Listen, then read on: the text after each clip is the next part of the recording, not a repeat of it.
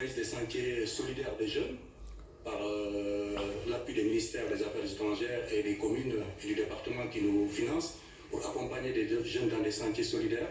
C'est-à-dire on réhabilite des écoles, on construit des salles de classe, des salles informatiques.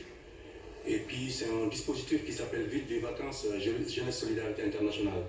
Donc en dehors de ces chantiers solidaires aussi, nous avons d'autres activités. On a des projets d'échange européens parce que nous faisons partie du réseau de diversité et de participation de l'OFAGE qui veut dire l'Office franco-allemand de la jeunesse, donc qui organise des projets d'échange avec des jeunes, avec des pays européens. Donc également, nous intervenons aussi dans le cadre des programmes Erasmus+, anciennement appelé programme Jeunesse Action.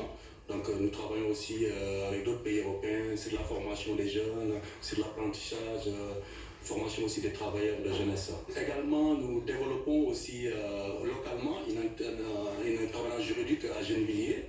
Donc, en étant juriste de formation avec les autres membres de ROSI, nous organisons une permanence juridique au sein de notre association et accompagner d'autres associations aussi parce que ROSI ROSI fédère aussi d'autres associations. Donc, nous travaillons avec d'autres associations en collaboration et nous les accompagnons dans le cadre du montage de projets, recherche de financement.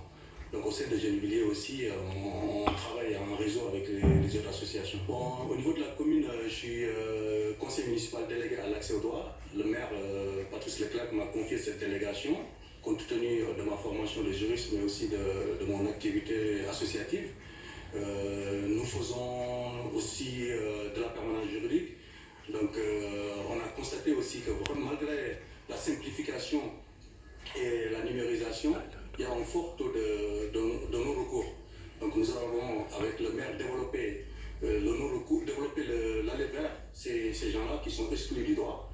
Donc c'est important d'aller les trouver dans leur lieu de vie et organiser des permanences. C'est pour cela d'ailleurs au niveau de Gennevilliers, nous organisons des permanences juridiques au niveau des centres sociaux pour informer les habitants de leurs droits, mais aussi de leurs obligations, et aussi les orienter vers les structures concernées. Au Sénégal, l'année dernière, nous avons réhabilité une école primaire à Tambacounda, l'école Médina Croix, et la deuxième phase va suivre bientôt, malgré ce contexte de la pandémie de Covid-19.